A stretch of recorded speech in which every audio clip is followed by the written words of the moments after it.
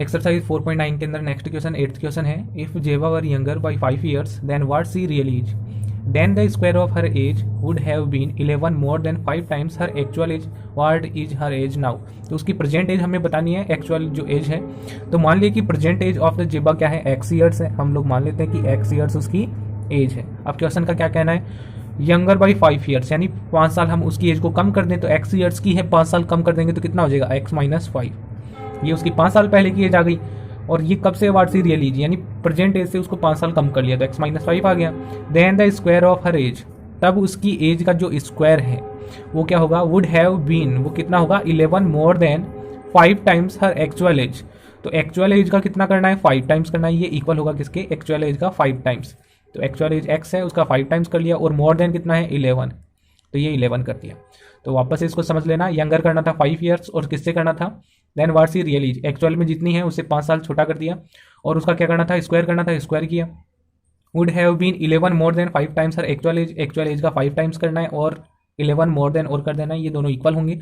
यहाँ से इस क्वाड्रेटिक इक्वेशन को सॉल्व कर लेंगे, ये होल स्क्वायर था, तो एक्स स्क्वायर माइनस 5 टू जा 10x प्लस 5 का स्क्वायर 25।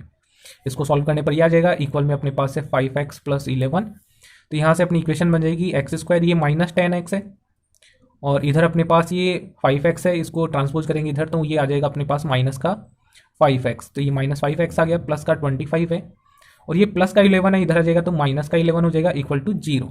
तो अपनी इक्वेशन बन जाएगी एक्स स्क्वायर माइनस 10 और 5 माइनस का 15x हो गए, और प्लस 15 में से माइनस कर लेते हैं तो कितना आ जाएगा 14 इक्वल टू 0। तो ये अपनी क्वाड्रेटिक इक्वेशन होगी, एक्स स्क्वायर के साथ 1 है, यानी कि 14 के ऐसे 2 नंबर चाहिए कि मल्टीप्लाई करने पर कितना है 14, और प्लस माइनस करने पर कितना है 15।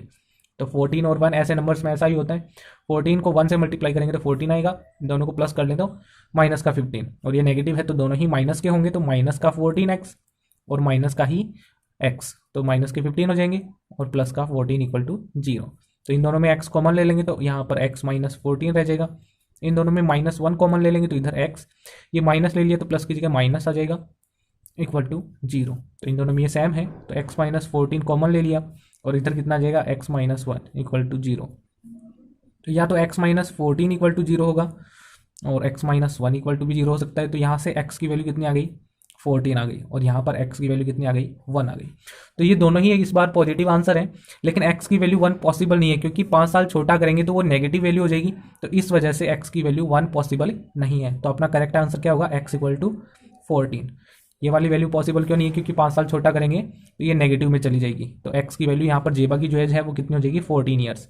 आप लोग चेक भी कर सकते हैं, जैसे इसने कहा कि 5 साल छोटा कर लें, तो 14 माइनस 5, 5 साल इसको यंगर कर दिया, और उसका स्क्वायर करें तो कितना आ जाएगा, 14 में से 5 गया अपना, तो 9, 9 का स्क्वायर 81 आएगा। और इधर भी चेक कर लेते हैं, 14 5 जा, तो 14 5 और प्लस करना था 11, तो 14 5 जाइए 70 हो गया, 70 प्लस 11 कितना आ गया अपने पास 81। तो इस तरीके से आंसर चेक कर सकते हैं, दोनों पार्ट क्या आ रहे हैं अपने पास, इक्वल आ रहे हैं, वो 70 प्लस 11 81 आ जाता है। तो इस तरीके से आंसर चेक भी कर सकते हैं इसका।